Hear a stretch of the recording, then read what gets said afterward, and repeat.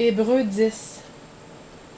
Car la loi qui possède l'ombre des bonnes choses à venir, et non l'image exacte des choses, ne peut jamais, par les mêmes sacrifices que l'on offre continuellement chaque année, sanctifier ceux qui s'y attachent.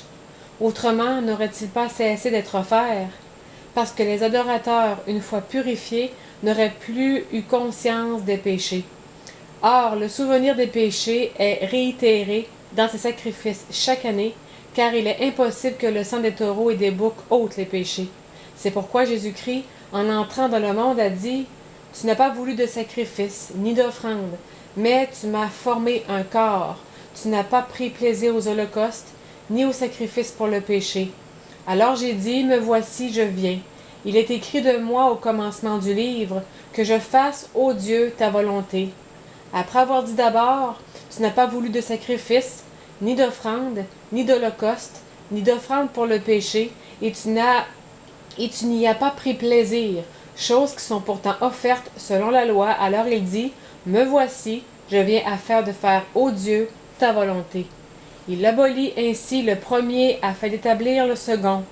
Or, c'est par cette volonté que nous sommes sanctifiés par l'offrande du corps de Jésus-Christ qui a été faite une fois pour toutes. Tandis que tout prêtre se tient debout chaque jour en exerçant son service et en offrant plusieurs fois les mêmes sacrifices qui ne peuvent jamais ôter les péchés, mais lui, après avoir offert un seul sacrifice pour les péchés, s'est assis pour toujours à la droite de Dieu, attendant désormais que ses ennemis soient mis pour le marchepied de ses pieds. Car par une seule offrande, il a rendu parfait pour toujours ceux qui sont sanctifiés.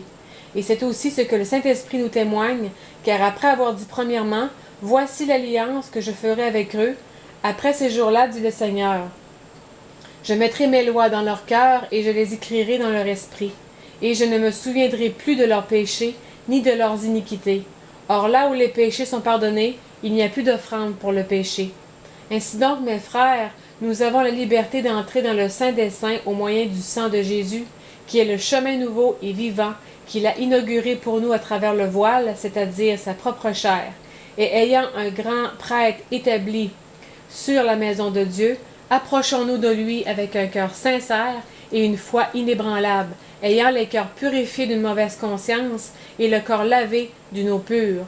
Retenons fermement la profession de notre espérance, car celui qui nous a fait la promesse est fidèle. Veillons les uns sur les autres pour nous exciter à la charité et aux bonnes œuvres. N'abandonnons pas notre assemblée, comme c'est la coutume de quelques-uns, mais exhortons-nous les uns les autres, et cela d'autant plus que vous voyez approcher le jour. Car si nous péchons volontairement, après avoir reçu la connaissance de la vérité, il ne reste plus de sacrifice pour les péchés, mais une attente terrible du jugement et l'ardeur d'un feu qui doit dévorer les adversaires. Si quelqu'un avait méprisé la loi de Moïse, il mourrait sans miséricorde sur la déposition de 2 ou de 3 témoins.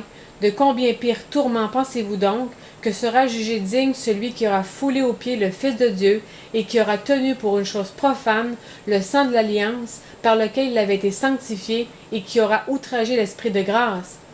Car nous connaissons celui qui a dit « C'est à moi que la vengeance appartient, et je le rendrai, dit le Seigneur. » Et encore, le Seigneur jugera son peuple.